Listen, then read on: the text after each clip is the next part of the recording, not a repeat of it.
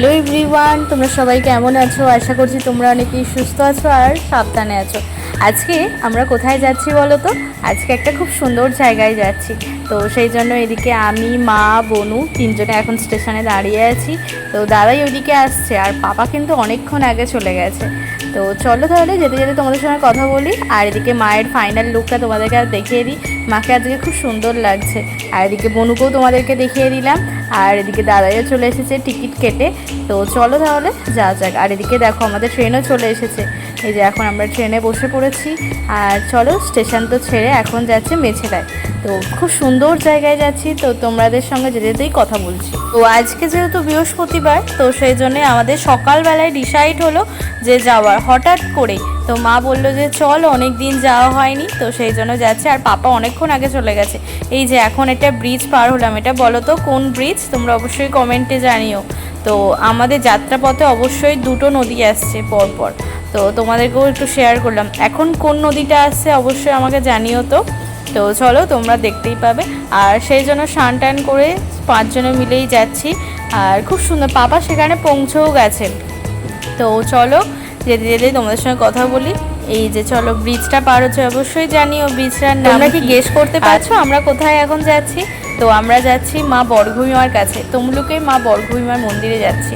তো সেই জন্য পাপা চলে গেছে। তো পাপা গেছে কারণ হচ্ছে বরঘুমা মন্দিরে না আমাদের অনেক দিন ইচ্ছা ছিল একটু মায়ের ভোগ খাওয়ার জন্য, অন্নপ্রসাদ।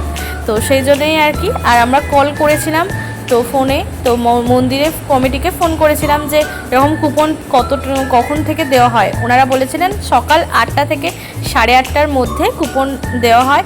তো সেই জন্যই আর কি পাপা তো একটু গেছে, মোটামুটি 11:30টার মধ্যে পাপা পৌঁছে গেছে। তো ওয়েটিং লিস্টে কিন্তু নাম আছে, কুপন তো পাওয়া যায়নি। তো জানি না, তো সেখানে গিয়েই জানতে পারবো। তো চলো তোমরা দেখে থাকো। না হলে আমরা একসঙ্গেই সকলে মিলে যেতাম।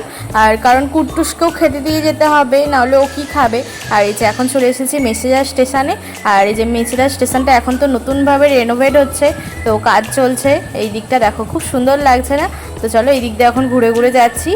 আর চলো এখান থেকে আবার বাস ধরবো। বাসে করে তো মোটামুটি 20 মিনিট লাগবেই আমাদের পুরো তমলুকে যাওয়ার জন্য, আবার ওখান থেকে টোটো। তো এখনই সেই জন্য বাসে যাচ্ছে। এই যে এই বাসটাতেই আমরা চলে যাব। আর তোমরা কারা কারা বরঘুমা মন্দিরে পুজো দিয়েছো কমেন্টে জানিও। আর আমার তো বছরে মোটামুটি যাওয়াই হয়, প্রত্যেক বছরই যাওয়া হয়। তো এই বছর অনেক দিন যাওয়া হয়নি, তো সেই জন্যই আর কি চলে এলাম বরঘুমা মন্দিরে তমলুকের এখানে। তো এখান থেকে এখন টোটো ধরে আমরা ডিরেক্ট মন্দিরের সামনে চলে যাব। তো পাপা ওখানেই আমাদের জন্য ওয়েট করছে। তাই মন্দিরের কাছাকাছি চলে এসেছি। আর এদিকে দেখো বৃষ্টিও শুরু হয়ে গেছে। তো চলো, পাপা আমাদের জন্য তো ওয়েট করছে। এদিকে আমরা এবার নেমে যাব। মন্দিরে ঢোকার মুখেই এরকম বিভিন্ন পূজার দোকান আছে, সামগ্রীর দোকান। তো এখান থেকে আমরা ধূপ, মোমবাতি, ফুলের মালা, মিষ্টি সমস্ত কিছুই নিয়ে নেব। তো আর এখানে জুতো আরে খুলে তো মন্দিরের ভেতরে আমরা প্রবেশ করব। তো এদিকে বৃষ্টিও কিন্তু খুব জোরে পড়া শুরু হয়ে গেছে। তো সেই জন্য আর কি তাড়াতাড়ি আমরা এদিকে মন্দিরের মধ্যে প্রবেশ করেছি। আর আজকে দেখলাম ভীষণ ভিড় হয়েছে মন্দিরে আজকে, কারণ বৃহস্পতিবার। তো সেই জন্য মনে হয় অনেকটাই পরিমাণে ভিড়। আর এদিকে মন্দিরের ভেতরেও কিন্তু এই নাট মন্দিরটা রেনোভেট হচ্ছে। এদিকে মা চলে এসেছে আর ওইদিকে পাপাও চলে এসেছে। তো চলো, আমরা খুব ভালো টাইমেই এসেছি। এই সময় এখন মা বরঘুমা মাকে তো ভোগ নিবেদন করা হচ্ছে। তো এই যে দেখো, তো ওইদিকে আবার অন্নপ্রসাদেরও ব্যবস্থা আছে, তোমাদেরকে বলছিলাম। তো অবশেষে তো আমরা তো কুপন পেয়েছি। পরে আমরা এবার পুজো দিয়ে দেবো। তো তারপরে তোমাদেরকে মন্দিরের চারিদিকটা ঘুরিয়ে দেখাচ্ছি। তো মন্দিরের গেট খোলা হয়ে গেছে। আর এরপরে আমরা এখন লাইনে দাঁড়িয়েছি। আর এদিকে বৃষ্টিও পড়ছে ভালোই। চলো তোমাদেরকে একবার মা বরঘুমা মাকে দর্শন করিয়ে দিই। এই যে দেখো কি মিষ্টি লাগছে না? তমলুকের বিখ্যাত মা বরঘুমা মন্দিরকে সতীপীঠ হিসাবে মানা হয়। প্রচলিত বিশ্বাস অনুযায়ী এখানে মা সতীর বাম পায়ের গোড়ালি পড়েছিল। সেই থেকেই এই স্থানটি অত্যন্ত পবিত্র বলে মনে করা হয়। আর এখানে প্রচুর মানুষ, প্রচুর ভক্ত আসে, তাদের মনস্কামনাও অনেকের পূরণ হয়। তো তোমরা কারা কারা এসেছো আমাকে কমেন্টে জানিও। তো আমরা তো আসি প্রত্যেক বছর। আর চলো এখন এবার মন্দিরটা ভালো করে ঘুরে নেবো। বরঘুমিমার মন্দিরে এসে চারপাশটা ঘুরে দেখছি মন্দিরের সুন্দর পরিবেশ, দেবী মূর্তি আর আশেপাশে বিভিন্ন ছোট ছোট মন্দির ও পূজার জিনিসপত্র দেখার মতো। এখানে দুপাশে দুটো দোকানও রয়েছে যেখান থেকে পূজার জন্য প্রয়োজনীয় সামগ্রী কিনে নিতে পারো।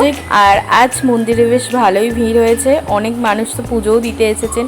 আমরাও একটু অপেক্ষা করছি মায়ের প্রসাদ গ্রহণ করব। আর এদিকে দেখো জোরে জোরে কিন্তু বৃষ্টি পড়ছে।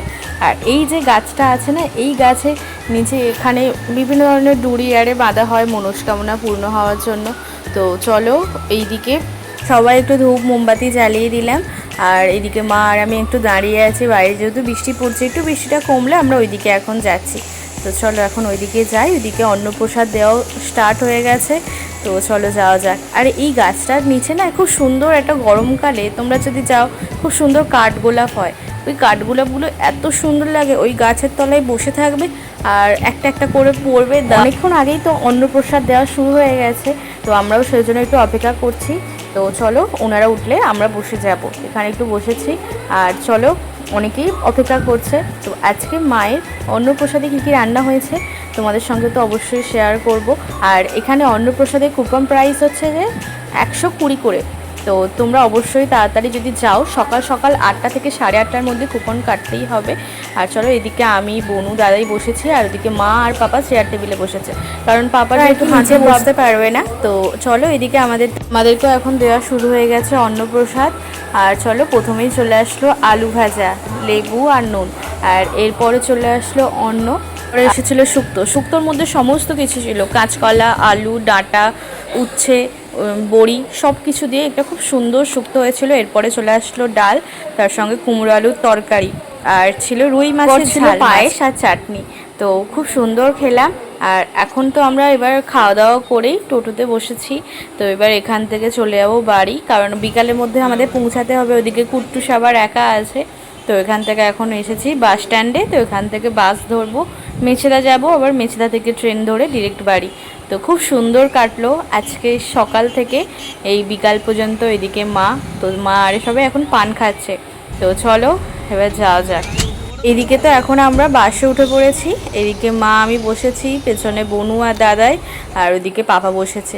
তো এই যে চলো যাওয়া যাক। আর আমাদের ইচ্ছা ছিল আজকে তমলুকটা পুরোটাই ঘোরার, কিন্তু খাওয়া দাওয়ার পরে না আর ভালো লাগছিল না। ভেবেছিলাম মহিষাদল রাজবাড়ি একটা পার্ক আছে, নদীর ধারে যাব। আর এদিকে এখন একটু স্টেশনে চলে এসেছে, যে আমুল কুল নিয়েছিলাম, আর একটু তার সঙ্গে নিয়েছিলাম হচ্ছে কলা নিয়েছিলাম। তো এই গরমের সময় কিন্তু এইগুলো বেশ ভালোই লাগে। তো এখন ট্রেন আসেনি বলে এই যে অপেক্ষা করছি। ট্রেন আসতে ভীষণ টাইম লাগবে, 1 ঘন্টা তো টাইম লাগবে। একটু হাসাহাসি আমাদের এখন ট্রেনও আসছে, তো সেই জন্য দাঁড়িয়ে আছি। আর চলো, তো তোমাদের কেমন লাগলো আজকের ব্লগটা অবশ্যই কমেন্টে জানিও। যদি ভালো লেগে থাকে অবশ্যই চ্যানেলটিকে সাবস্ক্রাইব করে পাশে থাকতে পারো। দেখা হচ্ছে নেক্সট ব্লগে, পরবর্তী ব্লগের জন্য অবশ্যই অপেক্ষা